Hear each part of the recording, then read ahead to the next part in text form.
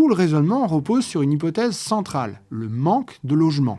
Norme égale pas assez de logements disponibles, donc crise. Du coup, ça veut dire que si on avait plus de logements, on n'aurait pas de crise. Donc par exemple, si on construisait plus, on pourrait faire baisser les prix de l'immobilier, c'est ça ? Eh ben logiquement, oui, c'est l'offre et la demande. Ah ça on peut le tester, parce qu'il y a sûrement des pays qui ont construit à fond et donc ont nécessairement connu des baisses de prix. Enfin, c'est tellement logique que je ne sais même pas trop pourquoi on vérifierait, mais par acquis de conscience...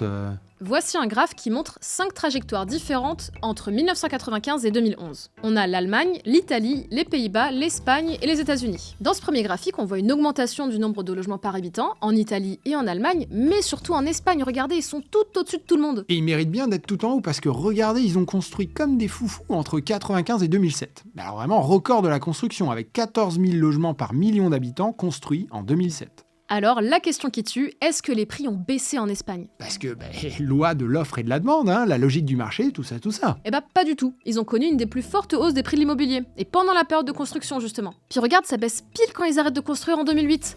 Donc il doit bien y avoir un lien avec la construction, mais peut-être pas celui qu'on pense. Non, Marino, là c'est évident, 2008. C'est la crise financière. Non, t'es sûr qu'il n'y a pas un lien ? C'est pas plutôt qu'ils ont supprimé des normes en 2008 ? Ok, prends une autre courbe. Les Pays-Bas, par exemple. Eux, ils construisent pas beaucoup, mais la demande augmente pas des masses non plus. Donc, leur nombre de logements par personne a stagné, autour de 420 logements par 1000 habitants. Bon, ça devrait vouloir dire stabilité des prix, ça. Sauf que non, le prix du logement, là-bas, a été multiplié par 3. Donc, aucune corrélation entre le nombre de logements par personne et les prix. Mais tu sais ce qu'on dit, Gilles, c'est pas parce qu'il n'y a pas de corrélation qu'il n'y a pas de causalité. Non, c'est pas ça, attends. C'est pas parce qu'il n'y a pas de causalité qu'il n'y a pas de... Non, attends, c'est pas ça non plus. On peut tromper 1000 fois une personne, mais on ne peut pas tromper...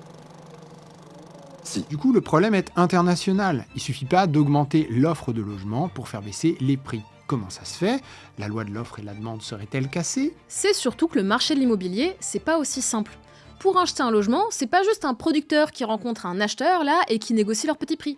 Dans une transaction immobilière, il y a presque tout le temps une troisième roue à notre carrosse, un porteur de chandelle qui doit être invité, le banquier, un agent économique qui a ses propres logiques, ses propres intérêts. T'as vu le jeu de mots ? Malin. Ouais. C'est de ce côté qu'il faut aller voir pour comprendre les prix de l'immobilier. Parce que, comme on l'a vu, c'est pas un hasard que les prix espagnols aient réagi aussi fortement à la crise financière de 2008. Comme l'indique le chercheur Manuel Albers dans son livre « La financiarisation du logement », à l'ère du capitalisme financiarisé, les prix des logements sont principalement, mais jamais exclusivement, déterminés par l'offre de financement du logement. Il n'y a pas d'argent magique.